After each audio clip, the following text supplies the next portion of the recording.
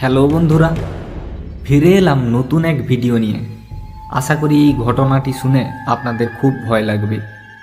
এই ঘটনাটি আমাদের সাথে শেয়ার করেছেন কলকাতা থেকে বিমল ঘোষ। প্রথমে তো দাদাকে ধন্যবাদ জানাই আমাদের সাথে ঘটনাটি শেয়ার করার জন্য। তো চলুন আর দেরি না করে শুরু করি আজকের ঘটনা। দাদা আমাদের যেভাবে ঘটনাটি লিখে পাঠিয়েছেন ওভাবেই শুরু করছি। আমার নাম বিমল ঘোষ, আমি কলকাতাতে থাকি।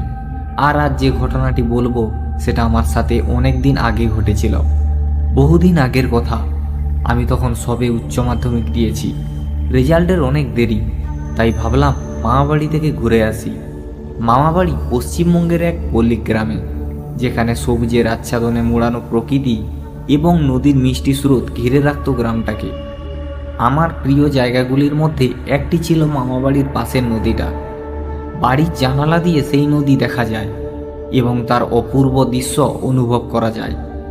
তাই আমিও প্রায়শই যেতাম নদীর ধারে সময় কাটাতে। ঠিক তেমনি এক জ্যোৎস্নামুখর রাতে আমি ভাবলাম একটু নদীর ধারে গিয়ে প্রকৃতির শোভা উপভোগ করি। তারপর আর কি, যেমন ভাবা তেমন কাজ। ঘর থেকে বেরিয়ে ধীর পায়ে নদীর ধারে গেলাম আর চাঁদের আলোয় ভরা প্রকৃতির সৌন্দর্য উপভোগ করতে থাকলাম। কিন্তু সেদিন যেন জ্যোৎস্নার আলোয় নদীটিকে আরও বেশি মায়াবী মনে হচ্ছিল। স্নিগ্ধ হাওয়ায় মন প্রাণ জুড়িয়ে যাচ্ছিল। তাই আমিও নদীর ধারে বসে পড়লাম। কিন্তু নদীর ধারে কিছুক্ষণ বসে থাকার পর হঠাৎ করেই শুনতে পেলাম দুটো বাচ্চার কণ্ঠস্বর।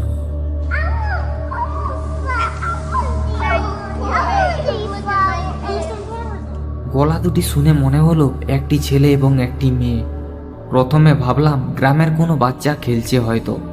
তারপর আবার একটু অবাক হলাম রাতের সময়টার কথা ভেবে, কারণ তখন রাত প্রায় 11টা বেজেছিল। তবে অবাক হলেও আমার মনে একটু কৌতূহল জাগলো। তাই আমি ওদের কথাগুলো শোনার চেষ্টা করলাম, কিন্তু কিছুই বুঝতে পারলাম না।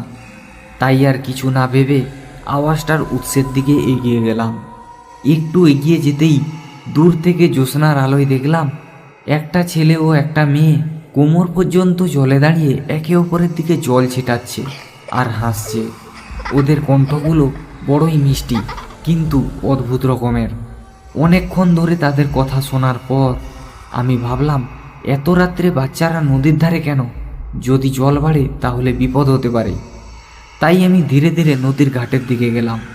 সেখানে গিয়ে দেখলাম জ্যোৎস্নার আলোয় দুটি বাচ্চা খেলা করছে।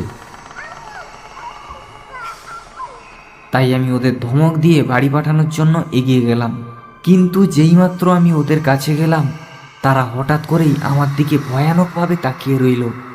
তাদের চোখ দেখে মনে হচ্ছিল তারা যেন আমার এখানে আসাতে একদম খুশি হয়নি। আমি আরও 5-6 পা এগিয়ে গেলাম। এরপর ওরা আরও রাগে গড়গড় করতে থাকলো এবং আমার দিকে ঘুরে পড়ল।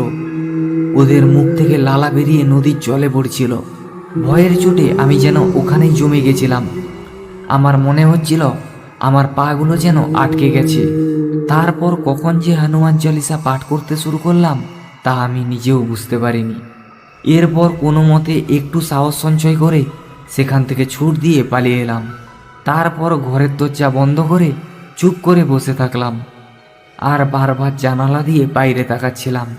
মনে মনে এইটা ভেবে ভয় হচ্ছিল যেন ওরা আমার কাছে আসছে।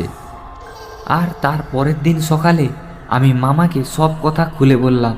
প্রথমে তো মামা আমাকে খুব বকলেন, কারণ আমি রাতের বেলা নদীর ধারে গেছিলাম। তারপর মামা বললেন ওই দুটি ছেলে মেয়ে আসলে ভাই বোন। কিছু বছর আগে তারা ওই ঘাটে স্নান করছিল, কিন্তু নদীর চরে পড়ে তাদের মৃত্যু হয়। তারপর থেকেই মাঝে মধ্যে তাদের ওই ঘাটে স্নান করতে দেখা যায়। তবে মামার এই কথা শোনার পর থেকে আর কখনো আমি রাতের বেলায় কোনো দিন নদীর ঘাটে যাইনি। সত্যি ভাবতেও ভয় লাগে সেই রাতের ঘটনার কথা। আর ওই দিনের ঘটনা যেন আমার মনে গেঁথে গেছে। সেই চোখের দৃষ্টি, সেই কণ্ঠস্বর, সব কিছু যেন এখনও আমার কানে বাজে। এই ঘটনাটি জীবনের এক ভয়াবহ অভিজ্ঞতা হিসাবে আমার মনে থেকে যাবে।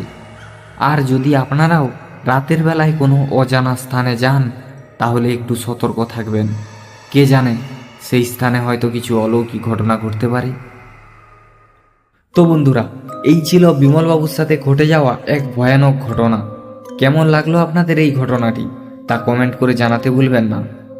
আপনারা যদি এইরকম ঘটনা আরও শুনতে চান তাহলে এখনই চ্যানেলটি সাবস্ক্রাইব করে নোটিফিকেশন বেলটিও প্রেস করে নিন, যাতে পরবর্তী ঘটনার আপডেট মিস না হয়। বন্ধুরা, যদি আপনাদের সাথেও কোনো ভৌতিক ঘটনা ঘটে থাকে তাহলে ডেসক্রিপশন বক্সে থাকা আমাদের জিমেল অথবা হোয়াটসঅ্যাপ নাম্বারে শেয়ার করতে পারেন। আজকে এই পর্যন্ত। আপনাদের পাঠানো কোনো সত্য ঘটনা নিয়ে খুব শীঘ্রই আবার ফিরে আসব। ততক্ষণ সবাই ভালো থাকুন, সুস্থ থাকুন। শুভরাত্রি।